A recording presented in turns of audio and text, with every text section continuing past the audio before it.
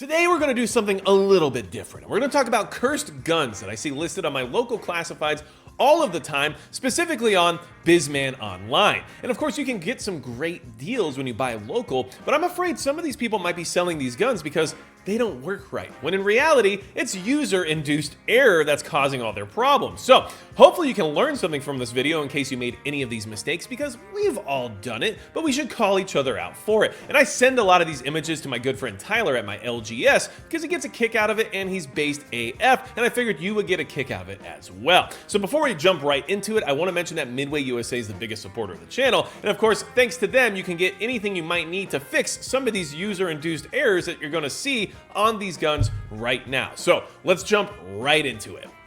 If you've ever asked the question, can something be too high? I would think Afro Man would say no. But in this case, with this optics mount, I'm gonna say definitely, because there's no way you're getting a cheek weld on this rifle when you're looking through that optic. And putting a cantilever AR-15 style scope mount on top of a Picatinny side mount rail for an AK is just probably not the best idea. And I have a feeling this person is selling this gun saying, I just can't really get behind the scope too well, so I might as well just get rid of it. Well, this isn't even as high as you can get.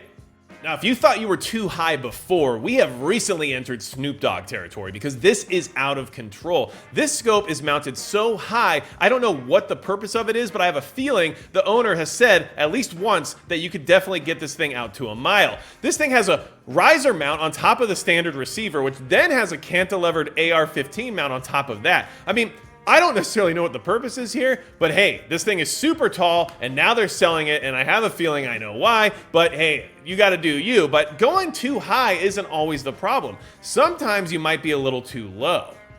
Now, in opposition to the other scopes, this one is so low, it's like Eeyore just drank a bottle of gin. We're having a huge issue here when it comes to how low our scope is. How do you get your eye behind this scope? I literally do not know. Tell me without telling me you don't shoot your guns. I don't know what else to say, but this thing is so low, I don't even understand how they even got it on the rifle this way. So look, please use mounts that are specifically made for things if you don't know exactly what you're doing. It'll make your life a lot easier and you'll avoid being like this.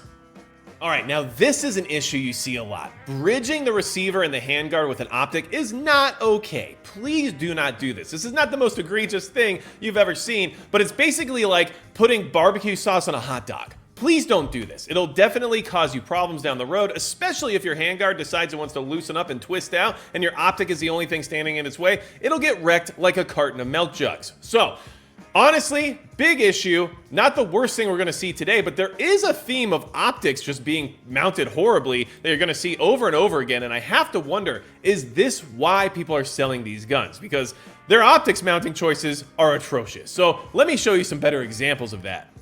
If you thought Joe Biden couldn't make good decisions, you haven't met this person, because I'm not exactly sure what the heck is going on here. We have so many egregious mistakes, I'm losing my mind over it. So first and foremost, this scope is not going to give you the right eye relief. But second off, it's also bridging the receiver and the handguard, which we know is a no-no. But even funnier, at least in my opinion, is that these mounts are actually cantilevered to the rear to hopefully help move the scope further back for better eye relief, I guess. Instead of just mounting it on the receiver, we wanted to make sure that we had mounts that could help us move it back a little bit further. I literally don't know what's happening here, but I can guarantee you this person probably hasn't been very successful in shooting this rifle, which is probably why it's being sold. And in all honesty, I just don't even know what to say. And honestly, let's just move on because I'm having a crisis. Remember when I said that there's gonna be a lot of optics issues when it comes to this video? Yeah, what? Just what? That's a red dot. Like, it's 3 times the size of the gun. What's happening right here? I literally just don't know. I just don't know. It's basically a crime against humanity. And speaking of crime, we're gonna get into that because I'm pretty sure I've solved a couple here on this local classifieds forum, but real quick, I do wanna mention something else.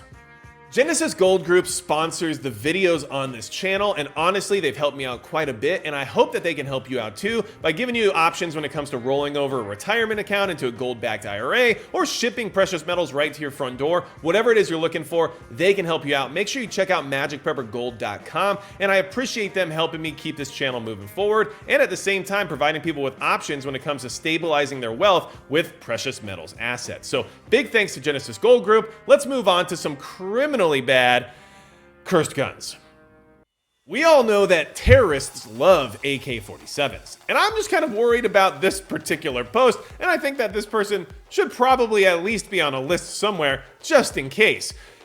I am in search of an AK-47. I paid cash, I want wood furniture, not American made. I also interested in ZPAP rifles, text preferred. That's it.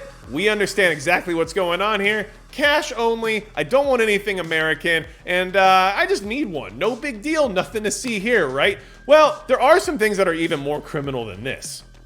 All right, tell me you stole a gun without telling me you stole a gun.